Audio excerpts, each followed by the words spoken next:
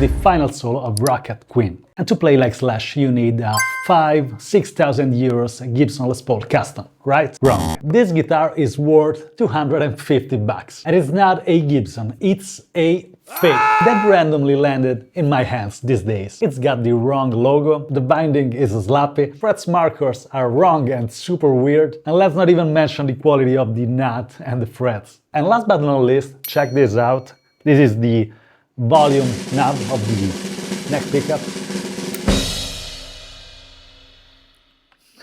Yeah, it's full of mistakes, but you just heard how it sounds. Look, we are not here today to be tone purists or to do a standard guitar review. We are here because this solo features a fast, highly technical and pretty challenging descending run that 99% of guitarists just play wrong. Today I want to prove you that if your technique is on point, if you play properly, if your timing is correct and if you know what you're doing, you can make this passage sound killer even on a 250 buck piece of fake wood. But if your technique sucks, if your timing is not correct, not even the most expensive original Gibson is going to save you.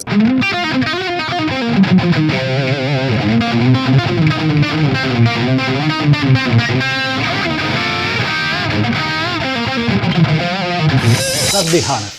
I love high-end instruments, but I am not a gear snob. If a guitar gives me good vibes and it stays in tune, that's enough for me, I'm okay with that. In 2026, this year, the price list for budget brands like Epiphone have gone completely insane. And this 250 euros copy easily plays on par with guitars that cost 4 times as much. But there is a catch. On a cheap guitar like this, frets are not perfectly leveled. Far from that. And the action and the response, of course, is not what you would get from a custom shop Gibson. This means that the instrument itself won't help you. If you have a bad technique or if you have bad habits like, I don't know, squeezing the neck, overpressing, or if your hand posture is not dead on, this guitar will punish you. Your notes will choke and everything will buzz and sounds bad. And of course, your tone will be a mess. And that is exactly what happens when you try to play Slash's Descending Lick from Rocket Queen. If you open Ultimate Guitar or grab any online tab, that passage that is played freely on the time is written in a very rigid mathematical way. I mean, you can read it and you can play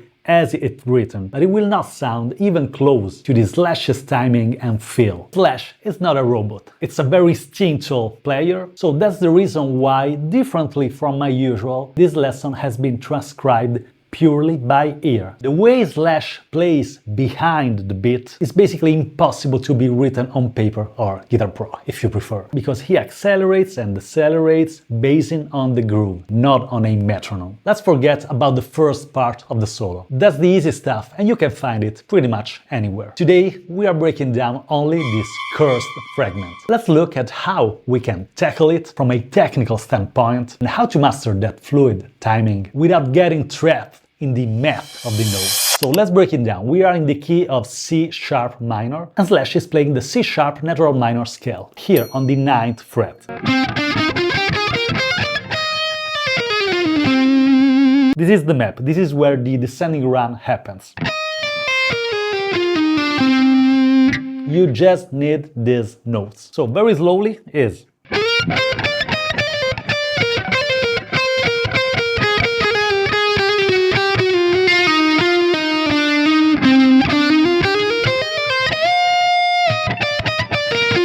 Etc. Let's split this run in little bits. The opening phrase is 12, 9, 11, 12.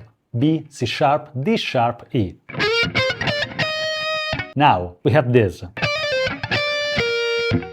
11, 12, 11, 9, 11, 12, second string. So the entire thing is.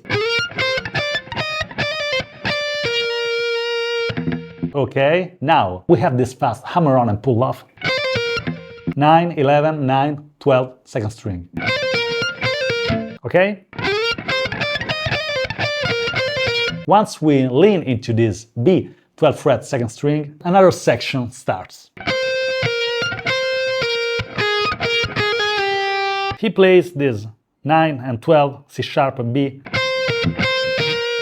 twice.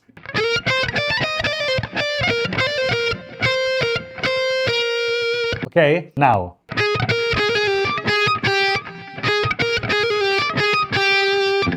Ten, 12, 9, 10, 9. Okay, we are kind of in the middle of the round now. We have another hammer on and pull off, 9, 10, 9, G sharp, A, G sharp. Now, this is the tricky part. G natural, that's the flat 5 or blue note, if you prefer.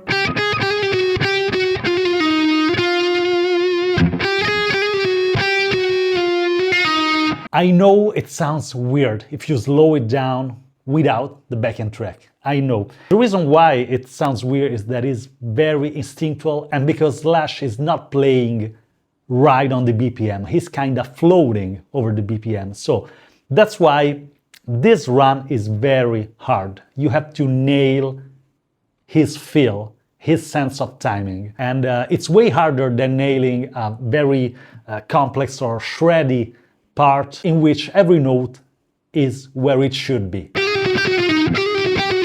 Okay? Now, in this very moment, Slash kinda decelerates, he slows down. 11, 9, 8, 9. Sharp E, D sharp E. Then, if you listen to the recording, now he plays a C sharp, fret 11 on the 4th string, and it sounds a bit random. It just happens out of nowhere. It's pretty weird, but it sounds perfect in the context. And now, I play this with a slide. And you can play just by normally playing the fret. As long as it's clean, that's okay. This is with the slide or without the slide. Then we have the conclusion. Let me play the entire thing at the right time.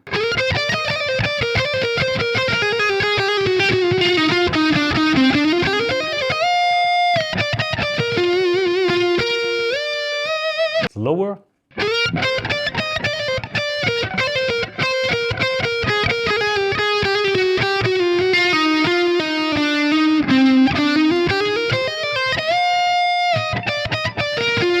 You connect all of these little segments at the right speed, it will make sense. It's going to sound right. This is exactly what I played at the opening of the video, okay?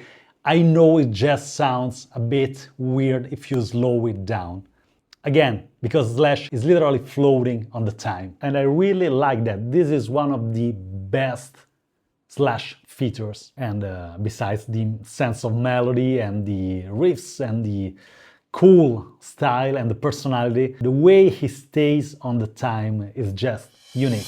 Now I want you to practice this and spend time with it and try to absorb Slash's timing in this part. So this is a lot about listening to the original solo. Technically speaking, it's great because it makes you work on string changes, legato, hammering, bendings, the important stuff. Let me know how it goes with this solo, and let me know your feedback on this fake Gibson Les Paul. That, by the way, it's really enjoyable, so I'm having fun with it. The only information that I miss is where this comes from. I just don't know. Probably some online seller, who knows. Thanks again, my friend. Take care, practice a lot, subscribe to the channel if you haven't yet. I'll see you next week with another piece of guitar content.